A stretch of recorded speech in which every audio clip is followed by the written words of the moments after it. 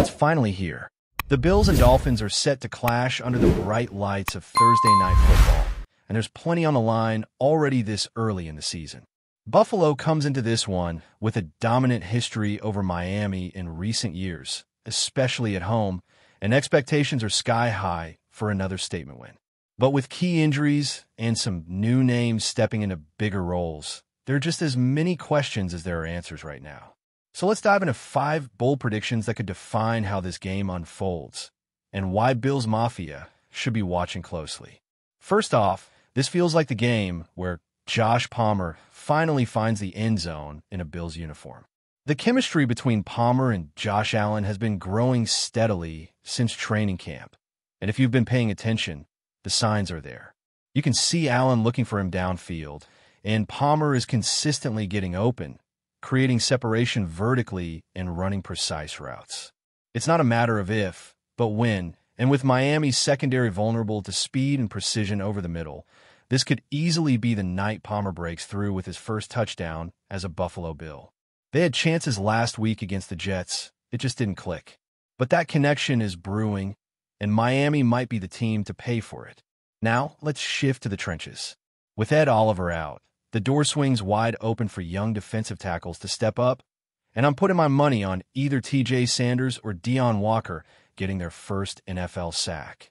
Look, the Dolphins' offensive line is banged up and shaky, especially on the interior. Their left guard, Jonas Savianea, is a rookie and has looked overwhelmed at times. On the right, Kean Smith is a converted tackle with barely 100 career snaps at guard. That's a green light for any hungry, disruptive interior lineman. And here's the kicker. Tua Tagovailoa is struggling under pressure. Over half of the time he's pressured this season, it ends in a sack. That's not sustainable. He's holding the ball longer, missing first reads, and looking less comfortable. With those factors in play, this feels like a perfect opportunity for one of these young Bills to notch that first big moment in the league. Prediction number 3? Khalil Shakir is going to bounce back in a big way. I'm calling for 50 or more receiving yards in this one. I know, last week's prediction didn't quite land. He was quiet against the Jets. But the talent is there, and the matchup is ideal. Miami's slot corner situation is thin, and they're relying on a rookie 5th-rounder who didn't even play in the slot during college. That opens up space for Shakir to exploit the middle of the field. He's shown flashes of that yards-after-catch explosiveness, and against a defense that's already been on the field for a ridiculous number of snaps through 2 games, fatigue could be a factor. Don't be surprised if Shakir gets loose on a crossing route or breaks one after the catch. The opportunities will be there. Let's talk defense again, because I think the Bills finally grabbed their first interception of the season. So far, they've forced a couple of fumbles, but no picks yet. That changes against Tua. He's already thrown a few balls that could have been intercepted, and his turnover-worthy throw rate is alarmingly high. That's not just a stat, it's a trend. Tua has played well against the Bills in the past, including that shootout last season, but this year feels different. Miami is trying to evolve their offense, and it's not going smoothly. There's less play action, fewer quick screens, and more emphasis on longer developing plays. That might sound good in theory, but in practice, it's leading to hesitation and mistakes. The Bills' secondary is still opportunistic, and if Tua puts one in harm's way, expect them to capitalize. And finally, yes, I think Buffalo wins this game. Not just because they've owned this matchup recently, not just because they're at home, but because this Dolphins team is walking into a perfect storm. The Bills are coming off a low-stress win where they were able to rest starters in the 4th quarter. Miami, meanwhile, just finished a physical, down-to-the-wire slugfest against the Patriots. Now they have to travel, prepare on a short week, and deal with a hostile crowd and a Bills team that has only allowed 98 total defensive snaps this year, compared to almost 140 for Miami. That's a lot of wear and tear already for the Dolphins, and it could show late in the game. But it's not just about rest. It's about rhythm, execution, and who controls the pace. If the Bills can build a lead early and force Miami to abandon the run game, that's when the pressure packages can start cooking. And that's when players like Deon Walker, TJ Sanders, and even someone like AJ Epineza can start feasting. Add in the possibility of Palmer's breakout, Shakir's impact, and an opportunistic defense, and the blueprint for a dominant Thursday night performance is right there. What's also worth watching is how Buffalo handles the next man-up situation with all these injuries. Matt Milano's absence looms large, and he's not just any linebacker. He's the engine of this defense. When he's out, the Bills have to get creative. That means Dorian Williams and potentially Shaq Thompson stepping into much bigger roles. Thompson, dealing with both a hamstring and hand injury, is a bit of a wild card here. He's been taped up in practice and might be wearing a club on his hand. But if he can go, his veteran presence is critical in helping keep the middle of the field locked down, especially if the Dolphins start scheming for quick throws and underneath looks to neutralize pressure. And it's not just Thompson. Cam Lewis and Taron Johnson are both dealing with injuries that could affect the secondary rotation. If both are limited or out, Jordan Hancock could see his first real NFL action, and against Tyreek Hill and Jalen Waddle, that's a trial by fire. Sean McDermott will need to be sharp with how he mixes his coverages and disguises his looks. He can't afford to give Tua easy reads, especially early. Then there's Ed Oliver's situation. Still in a boot, still not practicing, and likely out again. That's a blow, no question. But this is where the Bills' depth gets tested. It's one thing to be confident in your defensive line. It's another to trust that your backups can not just hold the line, but create disruption. Miami is going to try to get the ball out quickly. That's always been their game. But with their guard play being suspect and Tua's timing looking off, Buffalo has an opening to win those battles up front and change the complexion of the game. The Bills have shown flashes of what they can be. The offense isn't firing on all cylinders just yet, but you can sense it's close. And with Allen continuing to be aggressive, targeting guys like Palmer and Shakir, the vertical element of this attack could explode at any moment. Meanwhile, the defense has been stingy, physical, and opportunistic. That's the kind of formula that wins games in September, especially on a short week at home. So yeah, the Bills should win. But how they win, that's what will define the story of this team moving forward. This game isn't just about going 3-0. It's about asserting control over the AFC East, building confidence in the depth pieces, and sending a message to the rest of the league. This is the kind of game that can shape momentum heading into a long stretch of the season. Take care of business now, and the path forward looks a lot smoother. Injuries are always part of the NFL landscape, but for the Bills, they've come early and fast this season, particularly on defense. And right now, all eyes are on Matt Milano. This isn't the first time Buffalo has had to line up without one of its most important players, and once again, it's going to test the flexibility and resilience of Sean McDermott's defensive unit. The official word is a pectoral injury, but the reality might be more complicated. He left the Jets game in the first half, didn't return, and was later spotted wearing a brace on his right shoulder. That detail alone suggests there may be more going on than a simple muscle strain. When Milano got hurt in 2020, it was the left pectoral, and he missed time before being placed on injured reserve.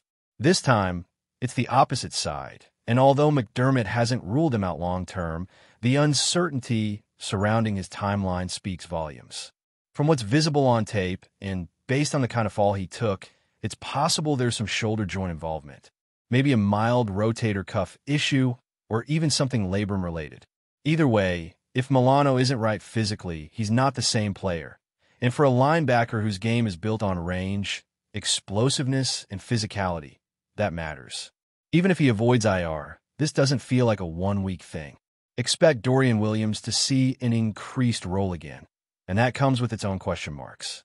He's got the athleticism, no doubt, but instincts and recognition take time.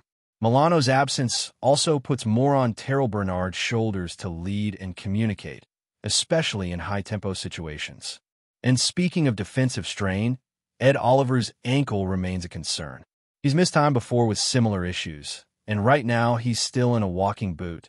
Not exactly a great sign this close to game day.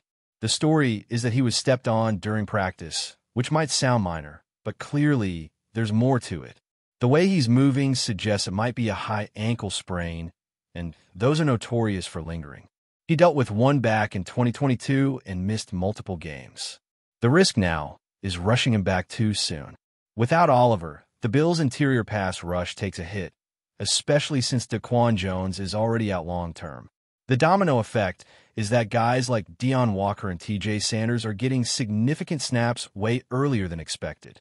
This is trial by fire, and against a Dolphins offense that can stretch you both vertically and horizontally, interior disruption will be critical. If those young tackles can't collapse the pocket, it puts even more stress on the second and third levels of the defense. And against Tua, that's a dangerous spot to be in. Another name to keep an eye on is Taron Johnson. He missed last week's game with a quad issue and has been limited all week in practice. The coaching staff sounds optimistic, but soft tissue injuries on a short week are always tricky. Johnson is the kind of player who quietly holds the defense together.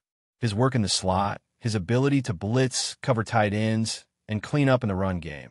That all matters, especially against an offense like Miami's that loves to isolate defenders in space.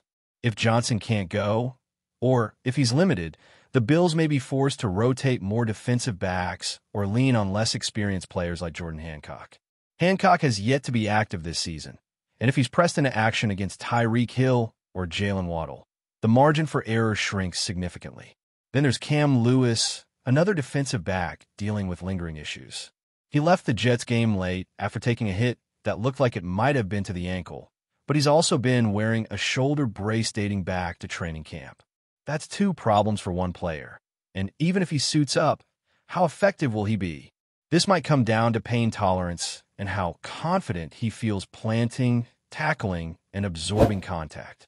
Lewis has always been a glue guy for this defense, but this is the kind of game where depth gets tested. And if he's not close to 100%, the coaching staff may be forced to sit him, which again puts the pressure on younger players to step up. Before we dive back in, make sure to hit that subscribe button and give this video a thumbs up. Your support helps us keep delivering the latest Buffalo Bills updates straight to your screen. And hey, don't hold back. Let us know your thoughts on today's news down in the comments. Whispers are swirling around Orchard Park after what insiders are calling a heated altercation in the Buffalo Bills locker room. Sources close to the team suggest that running back James Cook and defensive end Joey BOSA got into a serious confrontation during a team meeting this week, leading the front office to take immediate action. Both players have reportedly been removed from team activities indefinitely, sending shockwaves through a fan base that's been accustomed to the Bills' tight-knit locker room culture. The exact details of the argument remain murky, but multiple reports indicate tempers flared over what some teammates describe as professional disagreements, escalating into personal conflict.